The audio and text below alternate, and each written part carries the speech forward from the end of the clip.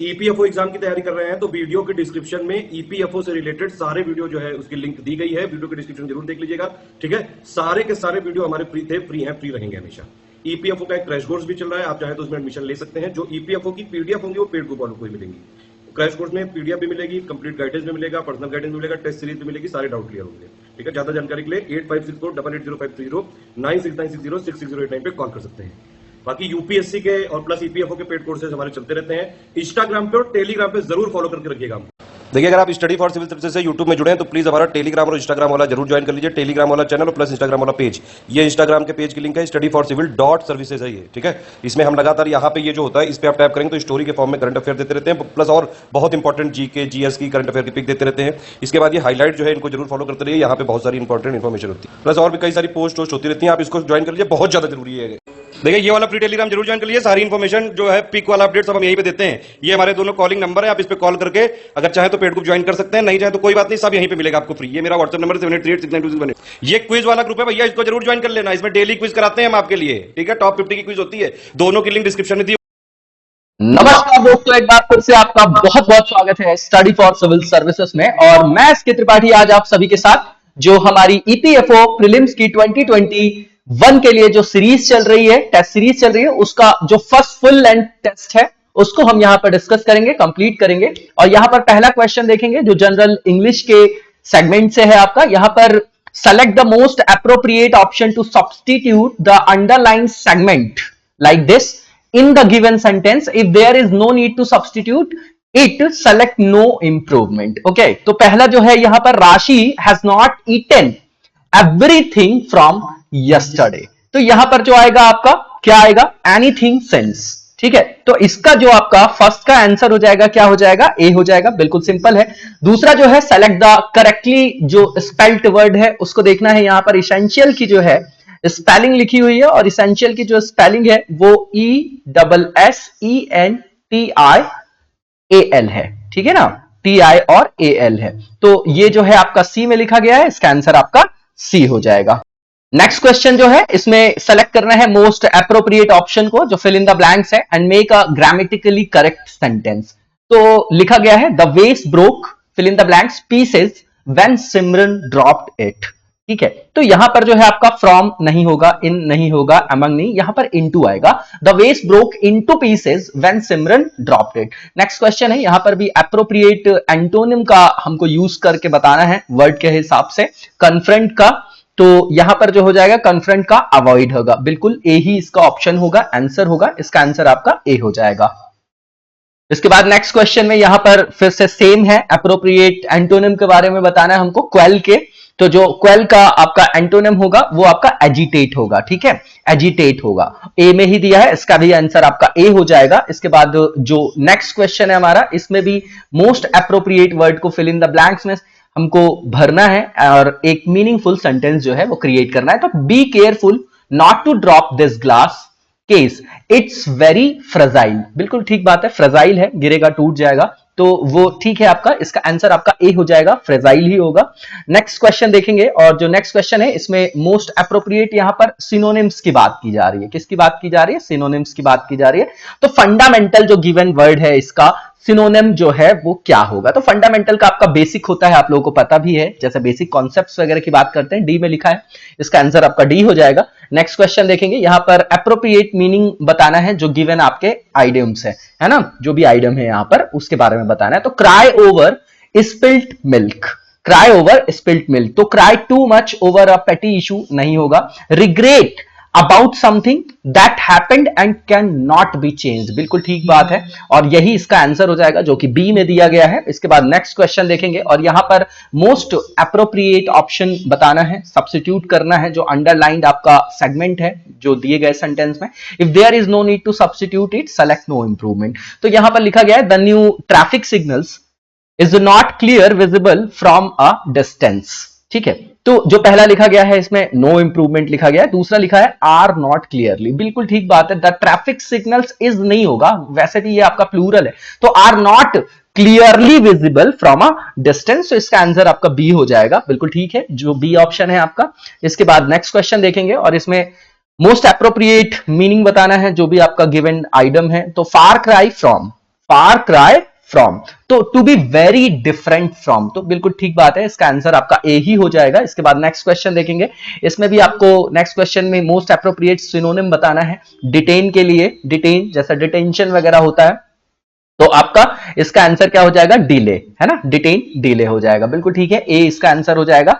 और next question देखेंगे हम, और नेक्स्ट क्वेश्चन में यहां पर मोस्ट एप्रोप्रिएट ऑप्शन को सब्स्टिट्यूट जो करना है, अंडरलाइंड जो भी आपका सेगमेंट है in the given sentence, if there is no need to substitute it select no improvement. तो यहां पर लिखा है Shakiba is the smallest of the two girls, smallest लिखा हुआ है ऑफ द टू गर्ल्स, ठीक है, तो जो इसका पहला ऑप्शन लिखा गया है द स्मॉलर, यही इसका आंसर हो जाएगा, ठीक है ना, तो इसका आंसर आपका क्या हो जाएगा, ए हो जाएगा, जो द स्मॉलर लिखा हुआ है। इसके बाद नेक्स्ट क्वेश्चन देखेंगे हम लोग, और इसमें आपको एप्रोप्रिएट वर्ड को फिल करना है, फिल इन द ब्लैंक्स में, और मीनिंगफुल सेंटेंस जनरेट करना है, बनाना है। तो the development of real estate has fill in the blanks impacted the environment, impacted the environment, ठीक है, तो ये क्या होगा आपका कि नैरोली नहीं होगा, पॉजिटिवली भी नहीं होगा, कन्वीनियंटली भी नहीं होगा, adversely, adversely impacted the environment, बिल्कुल ठीक बात है। नेक्स्ट क्वेश्चन देखेंगे हम, और जो नेक्स्ट क्वेश्चन है इससे पूछा जा रहा है कि मोस्ट एप्रोप्रिएट जो भी ऑप्शन है उसको आप फिल करें, फिल इन द ब्लैंक्स वाली जगह में, और वहां पर ग्रामेटिकली करेक्ट करें आप सेंटेंस को। तो लंदन इज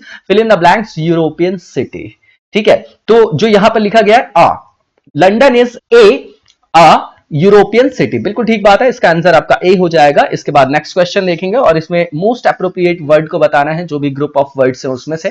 तो large bundle bound for storage और क्या ट्रांसपोर्ट लिखा हुआ है, और इसमें जो हो जाएगा आपका बंच नहीं होगा, बेल होगा यहां पर, और बेवी है और बैरल है, तो इसका जो आंसर हो जाएगा वो बी हो जाएगा, ठीक है। इसके बाद नेक्स्ट क्वेश्चन देखेंगे हम, यहां पर आइडेंटिफाई करना है सेगमेंट को सेंटेंस में which contains the grammatical error, कहां पर ग्रामेटिकल एरर है वो हमको आइडेंटिफाई करना है। तो grand mother was knitting a sweater for his grand daughter, ठीक है, तो यहां पर जो ग्रामेटिकली आपको मिस्टेक दिखाई देगी वो कहां देगी, स्वेटर फॉर हिज, हिज है ना, ग्रैंड मदर है, हर है, तो हिज लिखा हुआ है, यही आपका गलत है, और ए ही इसका आंसर हो जाएगा, है ना, हमको एरर ही बताना था। दूसरा जो नेक्स्ट क्वेश्चन है, identify the segment in the sentence which contains the grammatical error, same question है और उसी टाइप का है, मतलब they have been living in Boston from the then years, है ना, 10 या देन लिखा हुआ है यहां पर, तो जो आपका 17 है इसमें इन बॉस्टन नहीं होगा, बीन लिविंग नहीं है, दे हैव नहीं है, ये फ्रॉम द ईयर्स है ना, फ्रॉम द ईयर्स है, यही गलत लिखा गया है और यही एरर है आपका, इसका आंसर आपका डी हो जाएगा। नेक्स्ट क्वेश्चन जो हमारा है, इसमें मोस्ट एप्रोप्रिएट वर्ड को हमको पिक करना है, जो ग्रुप ऑफ वर्ड्स है, one who studies the evolution of Mankind, ठीक है, तो यहां पर लिखा गया एप्रोप्रिएट वर्ड बताना है हमको यहां पर, ठीक है, कि यहां पर इवोल्यूशन ऑफ मैनकाइंड, तो आपको ये सीधा सीधा समझ में आ रहा होगा कि एंथ्रोपोलॉजिस्ट होते हैं ये, तो इसका आंसर आपका डी हो जाएगा। इसके बाद नेक्स्ट जो क्वेश्चन है, इसमें करेक्टली स्पेल्ड वर्ड को हमको बताना है, साइंटिफिक स्पेलिंग लिखी हुई है यहां पर, ठीक है ना, तो SCIENTIFIC है ना, साइंटिफिक हो गया, इसका आंसर आपका बी हो जाएगा, ये बी में लिखा गया है, देख जाइएगा। इसके बाद नेक्स्ट जो क्वेश्चन है, इसमें आइडेंटिफाई करना है सेगमेंट को और सेंटेंस में which contains the grammatical error, तो साक्षी जो लिखा हुआ है as smarter as any other child in the class, ठीक है, तो इसमें जो आपको एरर दिखाई दे रहा है वो किसमें, एज स्मार्टर एज, क्या है, एज स्मार्टर एज, यही आपका मिस्टेक है और इसका आंसर आपका बी हो जाएगा, ठीक है। इसके बाद नेक्स्ट जो हमारा सेगमेंट है ये आपका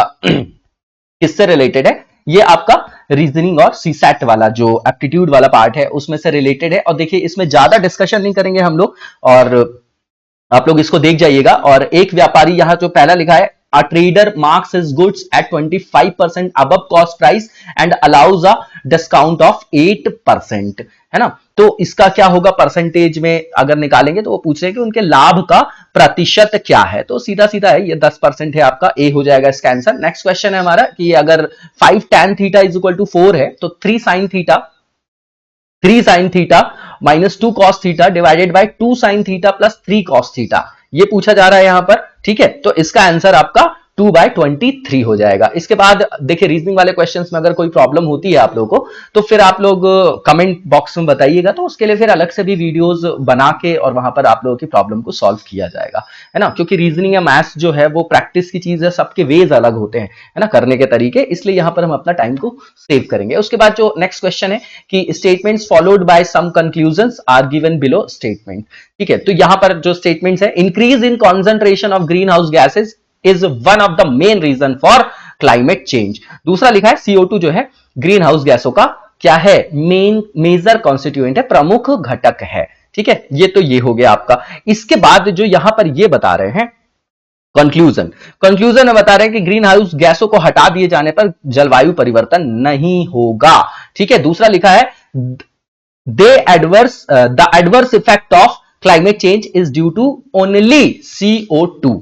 ठीक है, तो आप एक बात बताइए कि यहां पर जो लिखा गया है क्या दोनों आपका होगा? बिल्कुल दोनों एक्सट्रीम वर्ड है, कंक्लूजन में बिल्कुल नहीं होगा। Neither one nor two follows. ठीक है ना, इसका जो ना तो एक और ना ही दो इसका अनुसरण करता है। नेक्स्ट क्वेश्चन देखेंगे, out of the following which one does not have magnetic properties like a permanent magnet. ठीक है, तो इसमें निकेल नहीं होगा, आयरन नहीं होगा इसमें, और जो क्योंकि इसमें क्या पूछ रहा है, नॉट पूछ रहा है, इसलिए हम बोल रहे हैं कि निकेल नहीं होगा, आयरन नहीं होगा। क्योंकि अगर बात करें कि वैसा मैग्नेट जैसा जैसा परमानेंट आपका पोलैरिटी से रिलेटेड है ये, है ना, तो जो स्थायी चुंबक की तरह चुंबकीय गुण होता है निकेल में मिलेगा ही, आयरन में मिलेगा ही, एल्यूमिनियम में नहीं मिलेगा। ठीक है, तो ये नहीं पूछ रहा है, चुंबकीय गुण नहीं है, तो नहीं पूछ रहा है, इसलिए हम इसको एलिमिनेट कर रहे हैं, निकेल को, आयरन को, क्योंकि इसमें होता है और एल्यूमिनियम में नहीं होता है। इसका आंसर आपका एल्यूमिनियम ही हो जाएगा जो सी में दिया गया है। इसके बाद जो नेक्स्ट क्वेश्चन है, इसमें पूछा जा रहा है कि विच out of the following contains ethanoic acid, मतलब एथेनोइक जो एसिड है वो किसमें पाया जाता है, ये पूछा जा रहा है। तो ये आपका जो व्हाइट विनेगर होता है उसमें पाया जाता है, बिल्कुल कंटेक्चुअल पार्ट है। बताइएगा इसमें मतलब लेमन जूस में, ऑरेंज जूस में और टोमेटो केचप में कौन सा जो है वो एलिमेंट पाया जाता है। ठीक है ना, तो यहां पर जो है व्हाइट विनेगर इसका आंसर हो जाएगा। इसके बाद नेक्स्ट क्वेश्चन देखेंगे, और यहां पर लिखा गया है कि in a group of 100 people 86 like either cool drinks और क्या आइसक्रीम्स, है ना, कोल्ड ड्रिंक है वो आपका, कोल्ड ड्रिंक्स लिखा है, कोल्ड ड्रिंक्स है और आइसक्रीम्स। और if 62 like cold drinks and 21 like both, find how many like ice creams. तो ये वेन डायग्राम वाले क्वेश्चन है, किस तरीके से जो है वहां पर जो है इंटरसेक्शन वाला पार्ट होता है उसको प्लस माइनस करके देखा जाता है। इसका आंसर जो हो जाएगा आपका 45। इन सब क्वेश्चंस को आप लोग सॉल्व कर जाइएगा। ठीक है ना, तो जो नेक्स्ट हमारा क्वेश्चन है वो देखेंगे हम, और जो नेक्स्ट क्वेश्चन है हमारा, इसमें पूछा जा रहा है कि यहां पर जो आपका पैराग्राफ दिया है उसको पढ़ना है और फिर हमको क्वेश्चन का आंसर देना है। तो इसमें लिखा हुआ है कि we have come a long way from the stone age to the digital age. Internet में हमारे अध्ययन वार्तालाप, काम करने, खेलने, पैसे खर्च करने के तरीके को बदल दिया है और आज सूचना हमसे केवल एक क्लिक दूर है। ठीक है, इसने जीवन और प्रणालियों को पहले से बहुत अधिक सुगम बना दिया। इंटरनेट आज एक विलासिता से अधिक आवश्यकता बन गया है, लेकिन इसके अपने उस नुकसान भी हैं। तो कौन सा जो निष्कर्ष है वो दिए गए कथनों का अनुसरण करेगा? तो पहला लिखा है इसमें कि internet is a luxury that everybody can not afford, तो ये तो नहीं होगा इसमें से निष्कर्ष। दूसरा, ये stone age man invented the internet that we use today. ठीक है, ये भी नहीं होगा आपका, बिल्कुल भी नहीं होगा कि पाषाण युग के व्यक्ति ने उस इंटरनेट का आविष्कार किया जिसका हम आज यूज कर रहे हैं। तीसरा, ये कि हम बिना बचत के इंटरनेट पर पैसा खर्च करते हैं, ये भी गलत है। लास्ट वन, जो information is easily accessible through the internet, तो ये बिल्कुल ठीक है आपका, यही इसका आंसर भी हो जाएगा। तो इसका आंसर आपका डी हो जाएगा। नेक्स्ट क्वेश्चन देखेंगे, यहां पर y square plus y is equal to 12 है, तो y की वैल्यू यहां पर पूछा जा रहा है कि क्या होगा, तो ये जो वैल्यू होगी 3 और -4 हो जाएगी। ठीक है, इसके बाद जो नेक्स्ट क्वेश्चन है हमारा, यहां पर HCF दिया गया है 252, 294 एंड 3, यहां पर फिल इन द ब्लैंक्स है 8 इज 42। तो what is the value of hash जो लिखा गया फिल इन द ब्लैंक्स, वो क्या होगा? तो इसका जो आपका आंसर हो जाएगा वो 7 होगा। इसके बाद जो नेक्स्ट क्वेश्चन है कि निम्नलिखित में से कौन सा जो आपका यहां पर भिन्न दिया हुआ है वो सबसे छोटा होगा, तो 3/4, 3/5, 3/7, 3/8 और 3/11 लिखा हुआ है। बिल्कुल सिंपल है ना, ये 3/11 होगा आपका, जो सबसे इनमें से छोटा होगा। इसके बाद नेक्स्ट क्वेश्चन देखेंगे हम लोग, और जो नेक्स्ट क्वेश्चन है उसमें पूछा जा रहा है यहां पर कि एफ जो है वो पिता है, जी की मां के पति के दामाद है, जी का पिता एफ से कैसे संबंधित है, मतलब एफ जो है S father is the son, in law G's जो है वो mother's husband, how is G's father related to F. तो ये आपका सीधा डायग्राम बना के आप पुट करके जो है वहां पर रिलेशन निकालते हैं, ठीक है। तो ये जो इसका आंसर हो जाएगा ये ग्रैंडफादर होंगे। इन सब चीजों को आप सॉल्व कर जाइएगा, इसमें सिर्फ प्रैक्टिस का ही पूरा गेम है, ठीक है ना। और सब बिल्कुल भी उसमें मतलब कोई क्लिष्टता नहीं होती है, ठीक है, सब ट्रिक्स का खेल है ये। और जो नेक्स्ट क्वेश्चन है हमारा, इसमें पूछा जा रहा है एबालोन जो है वो क्या है, what is an Avalon. Avalon की बात कर रहे हैं, पूछ रहे हैं कि क्या है ये, ठीक है। तो ये जो है आपका ये एक एडिबल मरीन स्नेल है। क्या है? An edible marine snail. इसके बाद जो नेक्स्ट क्वेश्चन है हमारा, इसमें 2 सप्लीमेंट्री एंगल्स दिए गए हैं, आर एक्स प्लस 38 और 3x माइनस 58। यहां पर यह बताना है कि कौन सा जो है greater of the 2 angles, find the greater of the 2 angles, ठीक है। तो इसका जो आपका आंसर हो जाएगा वो 920 है। कितना है? 920 है। इसका आंसर आपका सी हो जाएगा। इन क्वेश्चंस को आप लोग जरूर सॉल्व कर जाइएगा एक बार। The particles which are called anti particles of electrons, मतलब इलेक्ट्रॉन के विपरीत पार्टिकल जिनको बोला जाता है उनके बारे में बताना है हमको यहां पर। तो ये आपका पॉजिट्रॉन होते हैं, पॉजिट्रॉन होते हैं, ठीक है। तो इसका आंसर आपका पॉजिट्रॉन ए हो जाएगा। इसके बाद जो नेक्स्ट क्वेश्चन है हमारा, इसमें पूछा जा रहा है कि आइंस्टीन की जो थ्योरी है, थ्योरी ऑफ स्पेशल रिलेटिविटी, विशिष्ट जो आपका सापेक्षता का सिद्धांत है, was first proposed in the year पूछा जा रहा है यहां पर, और ये आपका 1905 है, 1905 है। थ्योरी ऑफ स्पेशल जो रिलेटिविटी है ना, आइंस्टीन जी की थ्योरी है वो, तो वो 1905 की है। इसका आंसर आपका बी हो जाएगा। नेक्स्ट क्वेश्चन देखेंगे, और यहां पर 1 से 5 तक कंप्यूटर जनरेशन का जो है सही क्रम चुनना है, मतलब जो कंप्यूटर जनरेशन है उसको हमको यहां पर बताना है कैसे बढ़ते हुए क्रम में, ठीक है। तो ये जो है पहले वैक्यूम ट्यूब था, फिर उसके बाद ट्रांजिस्टर का यूज हुआ, फिर इंटीग्रेटेड आईसी जो हम देखते हैं सर्किट, देन वीएलएसआई जो माइक्रो प्रोसेसर है, देन यूएल है ना, यूएलएसआई जो आपका माइक्रो प्रोसेसर है उसका यूज। तो पहला ही जो इसमें ऑप्शन दिया है बिल्कुल करेक्टली दिया गया है यहां पर जनरेशन वाइज। तो जो इसका आंसर हो जाएगा वो क्या हो जाएगा आपका? ए हो जाएगा। इसके बाद सबसे पहले वैक्यूम ट्यूब आया था। इसके बाद जो नेक्स्ट क्वेश्चन है हमारा, मेलियो जो आपका मेलियोइडोसिस जो है आपका, मेलियोडोसिस जो है आपका वो क्या है आपका, ठीक है ना, उसके बारे में बताना है हमको। तो ये रेड स्पॉट्स इन स्किन नहीं होगा, लॉस ऑफ मेमोरी पावर ये भी नहीं, इन्फेक्शियस डिसीज है, बिल्कुल ठीक बात है, ये संक्रामक रोग है आपका जो आपका मेलियोइडोसिस है, ठीक है ना। तो ये जो इसका आंसर हो जाएगा संक्रामक रोग, सी हो जाएगा। इसके बाद नेक्स्ट क्वेश्चन देखेंगे हम, और इसमें असर्शन और रीजनिंग दिया गया है, उसके संदर्भ में हमको बताना है कि क्या सही है। तो लिखा गया है कि कॉड लीवर जो है आपका, कॉड लीवर जो ऑयल होता है is a good source of vitamin D.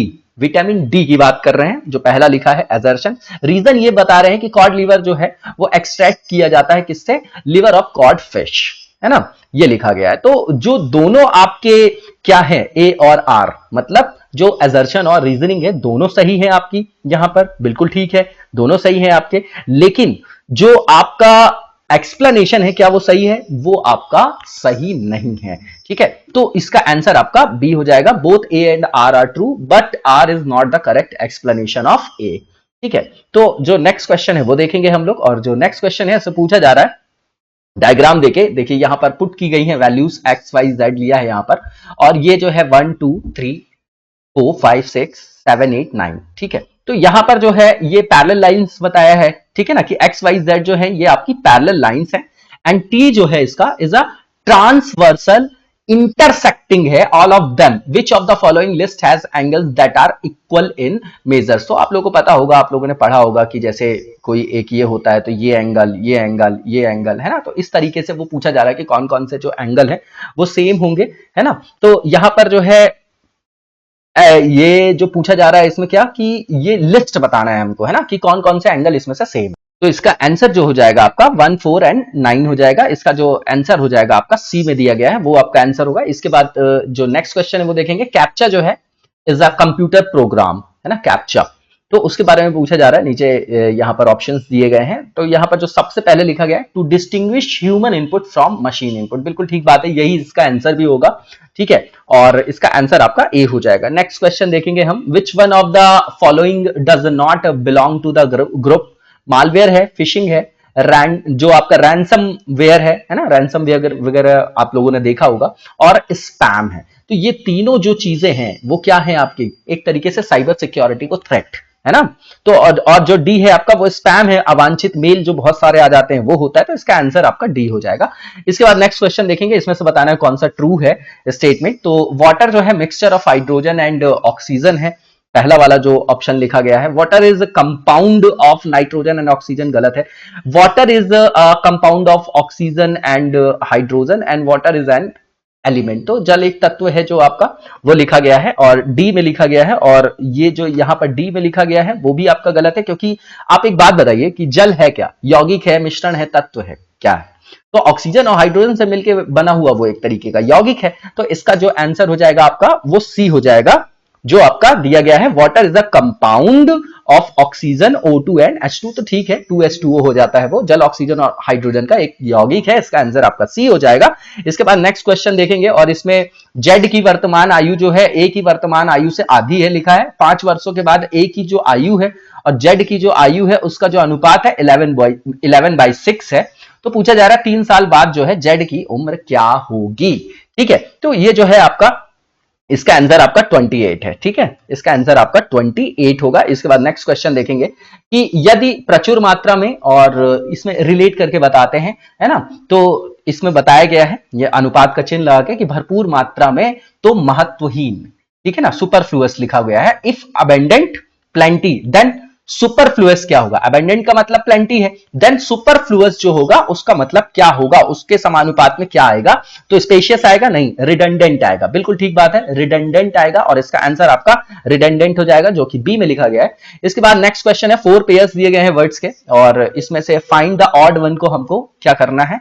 Pick करना है ना। ऑड वन को हमको यहां पर पिक कर रहा है। तो मरकरी लिक्विड है, गन पाउडर सॉलिड है, कैम्फोर गैस है, और हीलियम आपका गैस है। 4 चीजें दी गई हैं, और इसमें जो कैम्फोर गैस लिखा गया ये जो है आपका ऑड वन है, और इसका आंसर आपका सी हो जाएगा। इसके बाद नेक्स्ट क्वेश्चन जो है, इसमें पूछा जा रहा है कि वेन डायग्राम वाला क्वेश्चन है, ये आपका पाई चार्ट है एक तरीके से, ठीक है ना। ये 360 डिग्री को पूरा जो आपका सर्कल होता है 360 डिग्री को रिप्रेजेंट करता है। तो ये क्लास के स्टूडेंट्स को रिप्रेजेंट कर रहा है, और यहां पर इस पर बेस्ड जो क्वेश्चन है वो हमको बताने हैं, ठीक है। तो यहां पर जो टोटल नंबर ऑफ स्टूडेंट्स हैं वो आपके 500 हैं। Ratio of students who like computer science, chemistry and physics to that of the other remaining subject is, तो उसका रेशियो पूछा जा रहा है। आप लोग इसको निकाल लीजिएगा, बहुत इजी पार्ट होता है ये आपका, ठीक है। और इसका आंसर जो हो जाएगा आपका 3/2 है। इसके बाद नेक्स्ट क्वेश्चन है, भौतिकी जो फिजिक्स का सब्जेक्ट है उससे रिलेटेड जो क्षेत्रीय कोण है, कोण पूछ रहे हैं, वो कितना है आपका?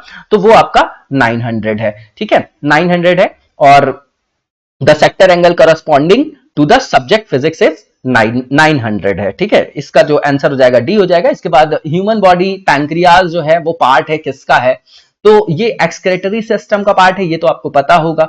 हाँ, क्या है ये बताइए आप? पैंक्रियाज जो है आपका वो एक्सक्रेटरी सिस्टम के अंदर आएगा कि आपका आंतरिक जो आपका तंत्र होता है उसके अंतर्गत आएगा? ध्यान से इन चीजों को समझना है, क्योंकि ये बिल्कुल डायरेक्टली पूछ लेते हैं यहां पर, ठीक है। तो यहां पर जो पहला लिखा गया है यूरिनरी सिस्टम, बिल्कुल नहीं होगा। दूसरा जो है रेस्पिरेटरी सिस्टम, ये भी नहीं होगा। नर्वस सिस्टम डाइजेस्टिव सिस्टम के अंतर्गत आता है, ये आपका डाइजेस्टिव सिस्टम के अंतर्गत आता है। अग्नाशय है ना, बाइल जूस वगैरह के बारे में आप लोग सुनते होंगे, है ना। तो जो है ये इसका आंसर आपका सी हो जाएगा। और कोई ये आपका ये उत्सर्जन तंत्र के अंतर्गत नहीं आता है, ये याद रखिएगा, है ना। इसलिए मैंने आपसे ये पूछा था। कमेंट बॉक्स में बताइएगा कि उत्सर्जन तंत्र में कौन कौन से अंग आते हैं, ये बिल्कुल डायरेक्टली क्वेश्चंस पूछे जाते हैं कभी कभी।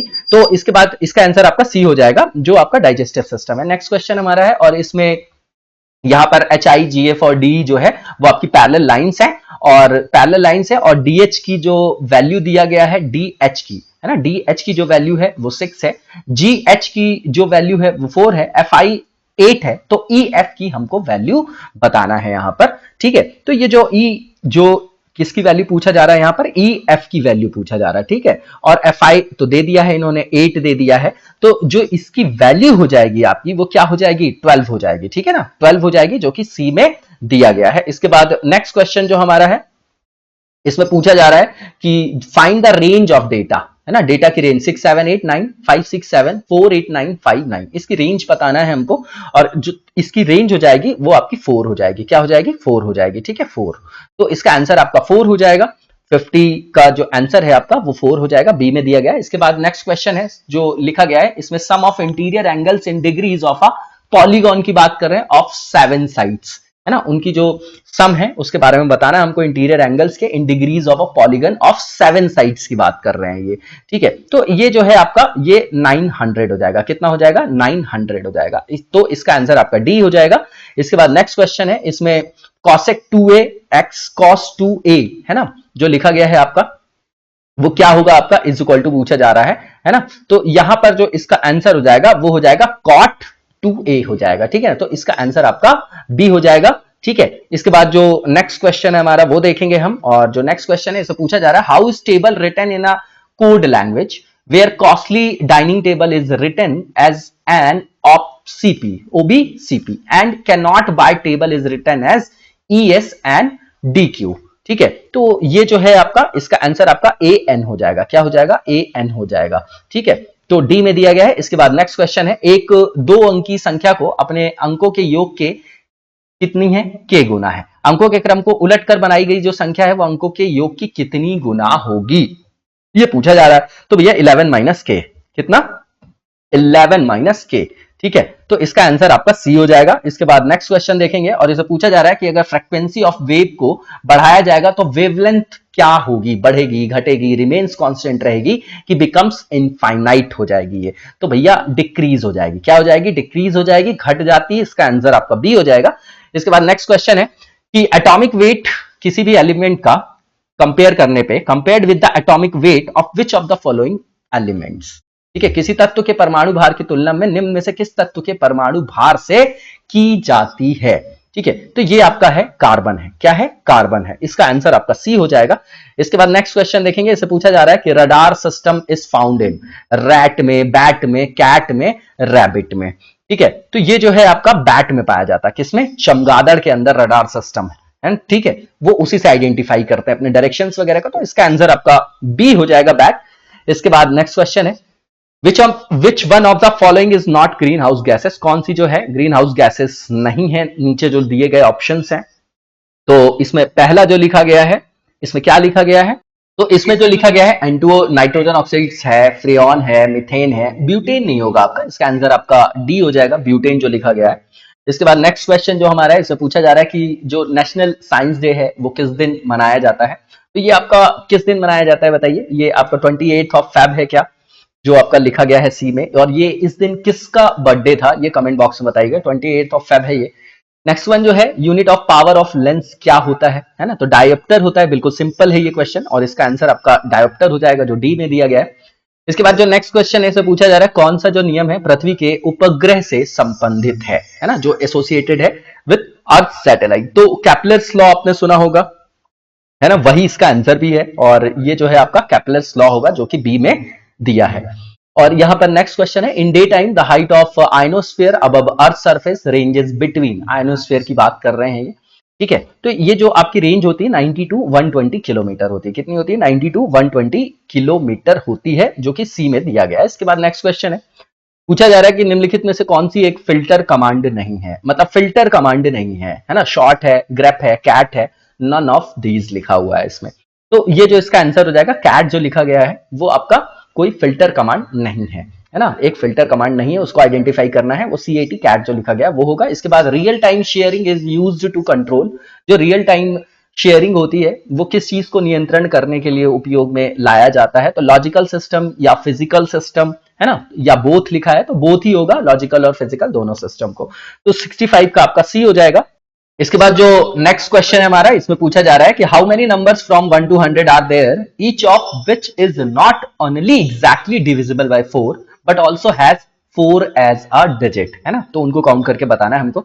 तो ये बिल्कुल सिंपल है, आपका 7 है इसका नंबर, आप काउंट कर सकते हैं। इसके बाद जो नेक्स्ट क्वेश्चन है हमारा, इसमें ये पूछा जा रहा है कि if x is the real number such that x जो आपका लिखा गया है यहां पर, मतलब इस तरीके से डॉट बनाया जाता है, +3 लिखा है, +4x इज इक्वल टू 8 लिखा है, द वैल्यू ऑफ x 7 + 64 जो x2 लिखा है वो क्या होगा, ठीक है ना। तो यहां पर जो इसका आंसर हो जाएगा, जब आप इस इक्वेशन में रखोगे, पुट करोगे वैल्यूज को, तो इसका जो आंसर मिलेगा आपको 128 मिलेगा, क्या मिलेगा 128 मिलेगा, इसका आंसर आपका 128 हो जाएगा जो सी में दिया गया। इसके बाद जो नेक्स्ट क्वेश्चन है, इसमें पूछा जा रहा है कि CR पट्टाभी रमन जो रिव्यू कमेटी थी वो किससे रिलेटेड थी, तो ये सोशल सिक्योरिटी से रिलेटेड आपकी क्या थी, कमेटी थी, ठीक है, जिसको 1966 में जो है वो बनाया गया था, ठीक है ना।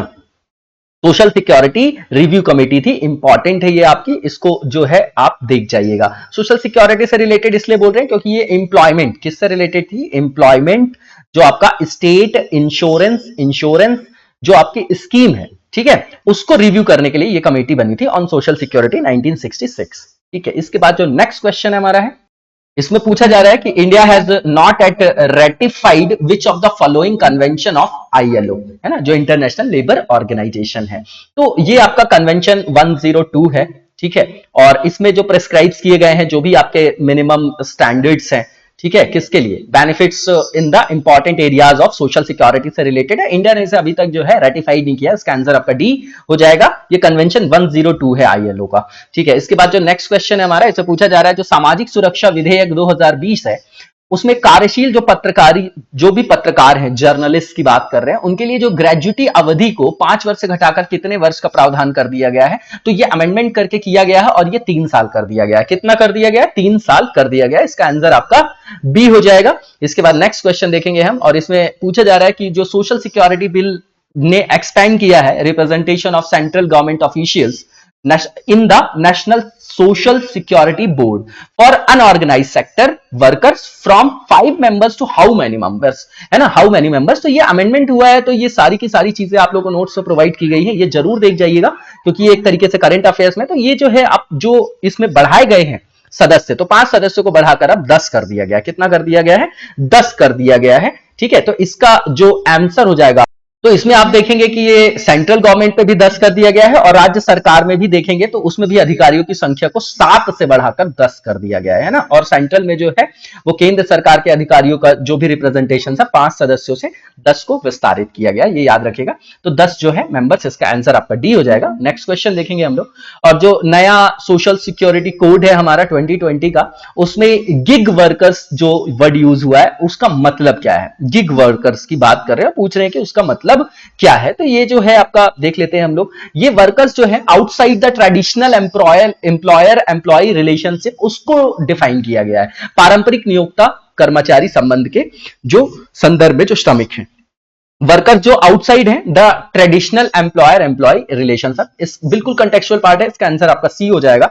इसके बाद नेक्स्ट क्वेश्चन देखेंगे, और इसमें पूछा जा रहा है कि जो न्यू सोशल सिक्योरिटी कोड 2020 है, इसमें प्लेटफॉर्म वर्कर्स का क्या मतलब है। प्लेटफॉर्म वर्कर्स का क्या मतलब है, ठीक है। तो जो प्लेटफॉर्म वर्कर्स हैं वो आपके क्या होंगे इसमें, तो ये जो आपका प्लेटफॉर्म वर्कर्स है उनको जो डिफाइन किया गया है, जो न्यू सोशल सिक्योरिटी कोड है 2020 का, ये वैसे वर्कर्स होते हैं दोज हु एक्सेस ऑर्गेनाइजेशन और individuals through an online platform, ठीक है, ऑनलाइन प्लेटफॉर्म के थ्रू, एंड प्रोवाइड सर्विसेज और सॉल्व स्पेसिफिक प्रॉब्लम्स। तो ये ए में ही लिखा गया है, इसका आंसर आपका ए हो जाएगा। तो ये जो न्यू वर्ड्स जो भी यूज किए जाते हैं बिल वगैरह में, वो डायरेक्टली पूछे जा सकते हैं, इसलिए ये क्वेश्चंस को यहां पर रखा गया है। इसके बाद जो नेक्स्ट क्वेश्चन है, इससे पूछा जा रहा है अगर कॉस्ट प्राइस किसी भी क्लोजिंग स्टॉक की कितनी है 20,000 and market value is 15,000, which value is taken in financial statement as per which concept, ठीक।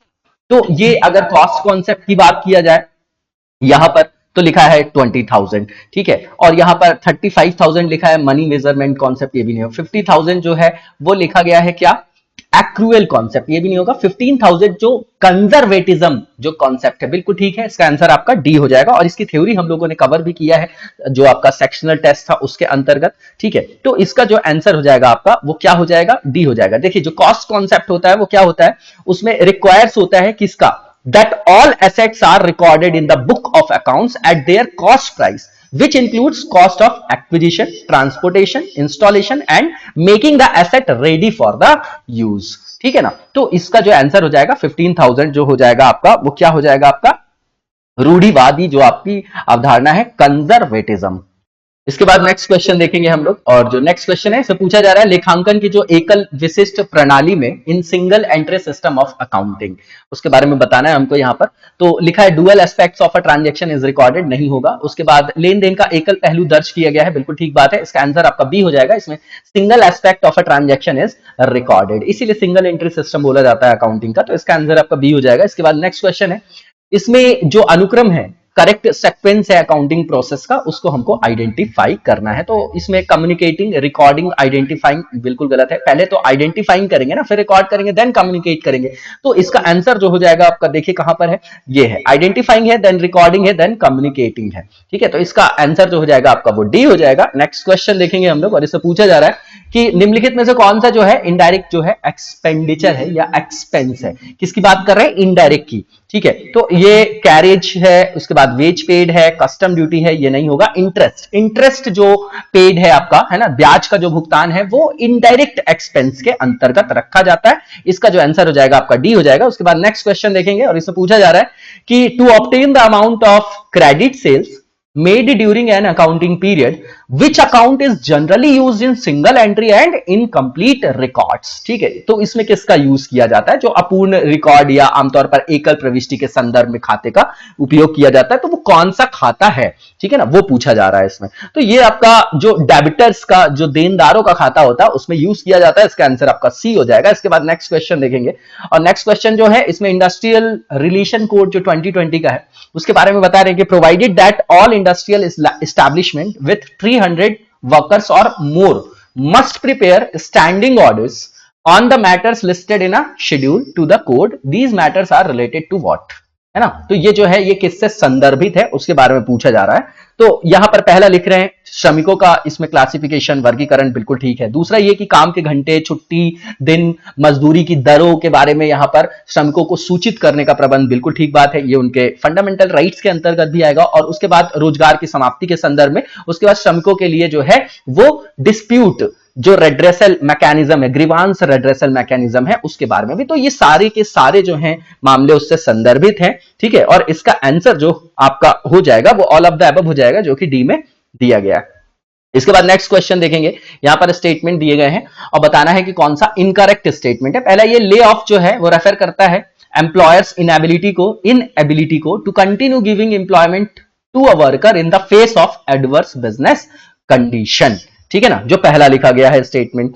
और इसके बाद जो दूसरा, ये बिल्कुल ठीक है स्टेटमेंट, है ना, हमको गलत पिक करना है, ये सही है। दूसरा ये कि रिट्रेंचमेंट जो है, छटनी का तात्पर्य क्या है, अनुशासनात्मक कार्यवाही के अलावा किसी भी कारण से कार्यकर्ता की सेवा को समाप्त करना। तो बिल्कुल ये जो है आपका ये भी ठीक है कि रिट्रेंचमेंट जो है refers to the termination of service of a worker for any reason other than disciplinary action. तो ये यहां पर हमको क्या कर रहे हैं, गलत को जो है आइडेंटिफाई करना है, लेकिन जो दोनों स्टेटमेंट है वो ट्रू है, इसलिए नन ऑफ द अबव हो जाएगा, क्योंकि गलत पूछा था इसलिए। इसके बाद नेक्स्ट क्वेश्चन देखेंगे, और इस क्वेश्चन में पूछा जा रहा है कि यदि किसी कोई भी आपका ऑर्गेनाइजेशन है, फर्म है, प्रतिष्ठान है, तो वहां पर काम करने वाले जो श्रमिकों के एक से अधिक जो रजिस्टर्ड ट्रेड यूनियन होते हैं, है ना, प्रेशर ग्रुप सी है ये एक तरीके का। तो ट्रेड यूनियन में 75% से अधिक जो है आपके श्रमिक होते हैं, क्योंकि सदस्यों को एकमात्र बातचीत करने वाले यूनियन के रूप में मान्यता दी जाएगी, है ना। तो ये जो है आपका ये कथन जो है करेक्ट है 2019 के बारे में, कि 20 के बारे में, कि ये 1926 का जो ट्रेड यूनियन एक्ट मतलब एक्ट है उसका जो ये मूल हिस्सा था, क्या था ये आइडेंटिफाई करना है। तो ये जो स्टेटमेंट है वो करेक्ट है आपका 2019 के संदर्भ में। ठीक है ना, किसमें, 2019 का जो बिल है उसके संदर्भ में, ये बिल्कुल ठीक है। ठीक है, और अगर आप देखेंगे इंडस्ट्रियल रिलेशन 2020 बिल का जो प्रावधान देखेंगे तो उसने लोअर किया है इसको, ये जो आपका थ्रेशोल्ड है उसको 51% तक कर दिया। कितना कर दिया थ्रेशोल्ड को, 51% कर दिया। तो इसका आंसर आपका क्या हो जाएगा, ए हो जाएगा, है ना, जो आपके 2019 के बिल से संदर्भित है, सिंक्रोनाइज्ड है। इसके बाद नेक्स्ट क्वेश्चन है, इसमें ये पूछा जा रहा है कि provided further that no trade union of workmen shall be registered unless it has on the date of making application not less than fill in the blanks persons as its member who are workmen engaged or employed in the establishment or industry with which it is connected। तो कितने वहां पर numbers है वो fill in the blanks से हमको put करना है। ठीक है, तो ये जो है आपका वो 7 है। कितना है, 7 है। ठीक है, इसका जो आंसर हो जाएगा आपका वो क्या हो जाएगा, 7 हो जाएगा, है ना। मतलब इसमें साफ साफ लिखा हुआ है कि 7 persons as its members who are workmen engaged or employed in the establishment or industry with which it is connected। ठीक है, तो इसका जो है आंसर आपका 7 हो जाएगा। इन सबको देख जाइएगा आप लोग, है ना, जो आपको दिया गया है पीडीएफ, जो मटेरियल दिया गया है उसमें बहुत अच्छे से सोशल सिक्योरिटी और जो आपका लेबर लॉज है, जो लेबर कोड्स वगैरह उसके बारे में बहुत अच्छे से दिया गया है। तो नेक्स्ट जो क्वेश्चन है इसमें इंडस्ट्रियल रिलेशन कोड 2020 जो है प्रोवाइड करता है the prior permission will be required for establishment, किसी भी स्थापना के लिए, विथ एटलीस्ट जो यहां पर फिल इन द ब्लैंक्स कितने वर्कर्स के लिए, फॉर ले ऑफ, है ना, मतलब बर्खास्त की या छटनी के लिए, और रिट्रेंचमेंट की बात कर रहे हैं। तो ये जो है आपके यहां पे जो प्रावधान किया गया है 2020 का जो इंडस्ट्रियल रिलेशन कोड है उसमें एटलीस्ट 300 वर्कर्स की बात की गई है। इसका आंसर आपका 300 हो जाएगा। इसके बाद चीफ लेबर कमिश्नर जो सेंट्रल ऑर्गेनाइजेशन है वो सेटअप, तो कब सेटअप किया गया उसको ये पूछा जा रहा है। तो ये बिफोर इंडिपेंडेंस, है ना। तो ये आप देखा भी होगा आपने कि रॉयल कमीशन ऑन लेबर की जो सिफारिश आई थी उसी के अनुसरण में जो है अप्रैल 1945 में, ठीक है ना, तो ये देख जाइएगा आप लोग। तो ये जो है मुख्य श्रम आयुक्त जो है उसको जो है केंद्रीय औद्योगिक संबंध मशीनरी के रूप में जाना जाता है। तो ये आजादी के पहले इसका गठन हुआ था, ठीक है ना। तो इसका आंसर आपका ए हो जाएगा। इसके बाद नेक्स्ट क्वेश्चन है, लेबर ब्यूरो के कार्य या गतिविधियों से कौन से जो है यहां पर संदर्भित है, ठीक है ना, वो हमको बताना है। तो यहां पर जो पहला लिखा गया है लेबर इंटेलिजेंस बिल्कुल होगा, श्रम जो अनुसंधान है वो भी होगा, monitoring and evaluation studies under the minimum wages act 1948 ये भी होगा आपका, और लास्ट वन लिखा है जो लेबर डिस्प्यूट रेड्रेसल ये नहीं होगा आपका, ठीक है ना, जो लास्ट वन लिखा है वो नहीं होगा आपका। वो किसके अंतर्गत आएगा ये बताइएगा। इसका जो आंसर हो जाएगा आपका C 1 2 3 होगा, ठीक है ना, लेबर डिस्प्यूट रेड्रेसल इसके अंतर्गत नहीं आएगा। इसके बाद नेक्स्ट जो क्वेश्चन है 1 2 3 C आंसर है। इसके बाद जो नेक्स्ट क्वेश्चन है, औद्योगिक श्रमिकों के लिए जो आपका उपभोक्ता मूल्य सूचकांक है, ठीक है ना, उपभोक्ता कंज्यूमर प्राइस इंडेक्स की बात कर रहे हैं, उसके बारे में हमको यहां पर विचार करना है और बताना है कौन सा करेक्ट स्टेटमेंट। पहला ये जो सीपीआई है इंडस्ट्रियल वर्कर्स के लिए सीपीआई आईडब्ल्यू लिखा है, is released by ministry of finance. बताइए क्या ये सही होगा आपका? बिल्कुल भी सही नहीं होगा, ठीक है ना, क्योंकि सीपीआई जो है वो कौन निकालेगा आप खुद बताइए, है ना, कमेंट बॉक्स में बताइएगा, बहुत इंपॉर्टेंट है। वैसे भी लेबर से रिलेटेड है तो ministry of labour and employment आएगा इसमें, है ना, इसमें जो है आपका, ठीक है। और मेंटेन कौन करता है इसको? लेबर ब्यूरो, अटैच्ड ऑफिस है उसके साथ ये ministry of labour and employment, ठीक है। तो ये पहला ही गलत हो गया। दूसरा जो बेस ईयर है ये सीपीआई आईडब्ल्यू के लिए ये बोल रहे हैं ये 2001 है ना, 2001 है। तो अभी जो है जो न्यू सीरीज है इसकी सीपीआई आईडब्ल्यू की वो बेस ईयर जो 2016 है उसने रिप्लेस किया है जो एग्जिस्टिंग सीरीज था आपका बेस ईयर का 2001 को। तो ये क्या है? सीपीआई आईडब्ल्यू जो है आपका वो 2016 है बेस ईयर, याद रखिएगा। तो दोनों के दोनों जो यहां पर लिखे गए हैं वो गलत है और पूछा जा रहा है कि कौन सा सही है, तो नन ऑफ द अबव, इसका आंसर आपका डी हो जाएगा। इसके बाद नेक्स्ट क्वेश्चन देखेंगे हम, और जो नेक्स्ट क्वेश्चन है हमारा इससे पूछा जा रहा है कि निम्नलिखित में से कौन से जो कथन है आपके वो सही है ना, सही पूछा जा रहा है। तो पहला ये कि जो एटक है आपका all India trade union congress founded in 1920 by Lala Lajpat Rai alone, यहां पर एक वर्ड लिख दिया इन्होंने अलोन, क्या लिखा है इन्होंने? अलोन लिख दिया है। तो ये जो है आपके पहले प्रेसिडेंट जरूर थे, 1920 में ही इसको जो है स्थापना की गई इसकी all India trade union Congress की, क्योंकि अब रशियन रिवॉल्यूशन हो गया, फर्स्ट वर्ल्ड वॉर खत्म हो गया, ठीक है ना। और जो है और ये जो है इसके ये पहले प्रेसिडेंट थे लेकिन अकेले नहीं थे जिन्होंने इसको स्थापित किया था। तो पहला आपका गलत हो गया। दूसरा जो है आपका करेक्ट ही बताना है, तो ये गलत हो गया आपका पहला। दूसरा ये all India trade union Congress का उद्देश्य भारत में एक कम्युनिस्ट राज्य की स्थापना करनी थी, तो ऐसा कुछ भी नहीं था। ये कम्युनिस्ट राज्य की स्थापना, सोशलिस्ट की बात करते हैं ना, equitable distribution of all resources among the citizen, संसाधनों का समता मूलक वितरण, ठीक है ना, उससे संदर्भित है। कम्युनिस्ट स्टेट को नहीं बनाना चाह रहे थे। तो दोनों स्टेटमेंट गलत है आपके, नन ऑफ द अबव हो जाएगा क्योंकि सही पूछा था। नेक्स्ट क्वेश्चन है यहां पर पूछा जा रहा है कि जो विश्व रोजगार और जो सामाजिक आउटलुक है उसमें से जो प्रमुख श्रम बाजार मुद्दे हैं वो किस किस का विश्लेषण करता है, ठीक है। तो उसके बारे में हमको बताना है। World employment and social outlook analyses which of the following की लेबर मार्केट इश्यूज। तो पहला अनएम्प्लॉयमेंट लिखा गया है, बिल्कुल होगा। दूसरा जो लिखा है लेबर अंडर जो आपका क्या है? यूटिलाइजेशन, श्रम न्यून उपयोग, कार्यकारी जो आपकी गरीबी है, वर्किंग पॉवर्टी, और आय की असमानता है, श्रम आय का हिस्सा है, ऐसे फैक्टर्स जो that exclude people from decent work. तो बिल्कुल ठीक बात है, इसमें सारे के सारे आयामों को ये एनालाइज करता है। इसका आंसर आपका ऑल ऑफ द अबव हो जाएगा। 1 2 3 4 5 6 जो आपका ए में दिया गया है, इसका आंसर आपका ए हो जाएगा। इसके बाद नेक्स्ट क्वेश्चन देखेंगे हम, और इससे पूछा जा रहा है कि श्रम से संबंधित जो कॉन्स्टिट्यूशनल प्रोविजन है उसके बारे में हमको विचार करना है और बताना है कि करेक्ट कोड कौन सा है। तो पहला, both the central and state governments are competent to enact legislation related to labour, ठीक है, पहला जो लिखा बिल्कुल ठीक है। दोनों जो है सक्षम है, बना सकते हैं, है ना, उनके वेलफेयर के लिए। दूसरा, ये श्रम से जुड़े कुछ मामले केंद्र सरकार के लिए आरक्षित है, ये भी बिल्कुल ठीक है ना, ये हम लोगों ने थ्योरी में कवर भी किया है। बोथ स्टेटमेंट्स आर राइट और इसका आंसर आपका ऑल, मतलब ऑल हो जाएगा, बोथ हो जाएगा, जो कि सी में दिया गया है। इसके बाद नेक्स्ट क्वेश्चन है, इसमें पूछा जा रहा है कि जो आपका श्रम और रोजगार मंत्रालय है, उसमें जो श्रम ब्यूरो है, उसके द्वारा कौन से उपभोक्ता मूल्य सूचकांक जो है वो संकलित किए गए हैं, है ना, लेबर ब्यूरो, उसी के अंतर्गत वो ऑफिस की बात कर रहे हैं, अटैच्ड ऑफिस की जो हम लोग बात कर रहे थे, मिनिस्ट्री ऑफ लेबर और एम्प्लॉयमेंट। तो ये जो है इसमें पूछा जा रहा है, ठीक है।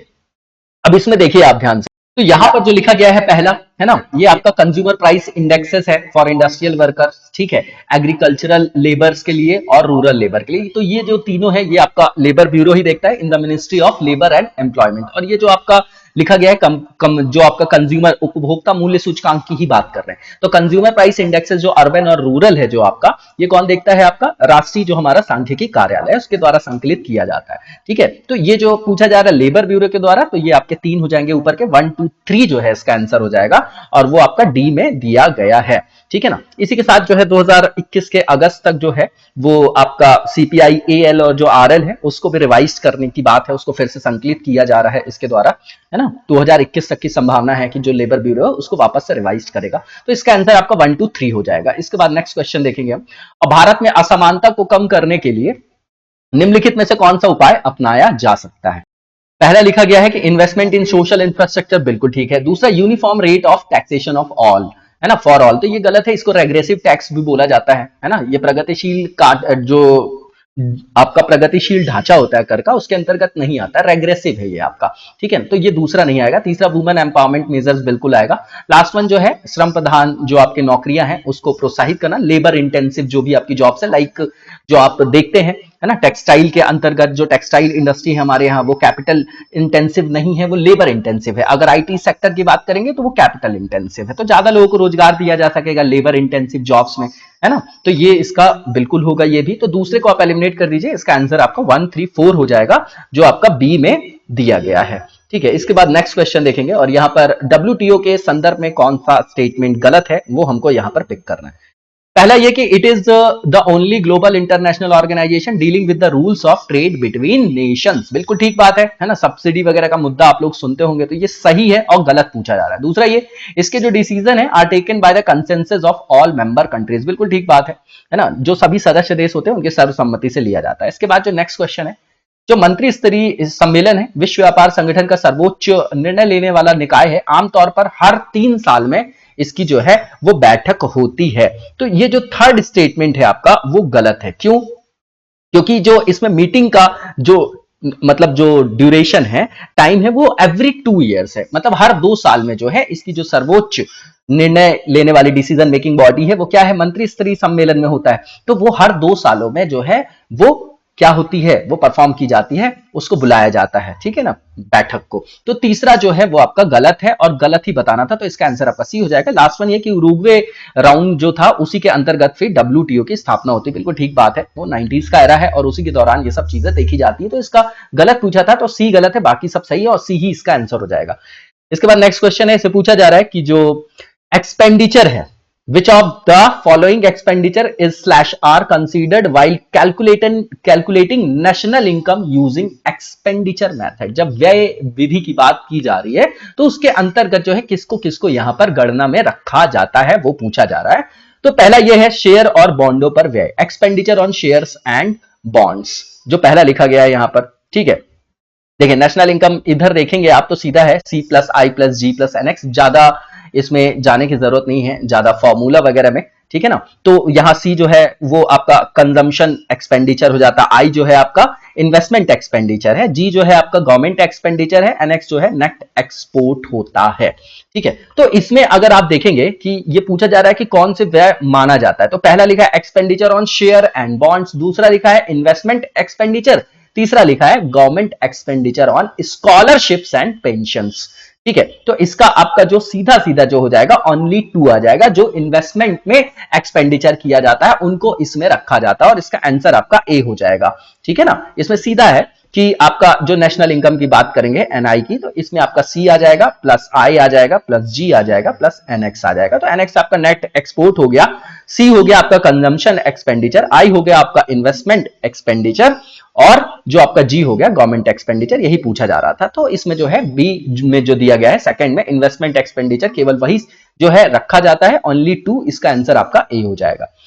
इसके बाद नेक्स्ट क्वेश्चन देखेंगे। इससे पूछा जा रहा है कि कौन सा कथन जो है वो स्टैगफ्लेशन स्टैग्नेंट है ना, स्टैग्नेट उसी से लिया गया है, प्रीफिक्स पे ध्यान दीजिए। स्टैगफ्लेशन के पॉसिबल रीजंस क्या हो सकते हैं, ठीक है ना, उसके संभावित जो है कारण क्या हो सकते हैं। तो पहला लिखा गया है यहां पर कि रैपिड जो आपके increase in the prices of crude oil, बिल्कुल ठीक बात है। दूसरा ये कि द कॉन्फ्लिक्टिंग एक्सपेंशनरी है ना, एक्सपेंशन मतलब जो आपका क्या है विस्तारवादी जो नीति होती है, एंड कॉन्ट्रैक्शनरी फिस्कल पॉलिसीज, तो ये भी ठीक है आपका जो दूसरा लिखा गया है यहां पर।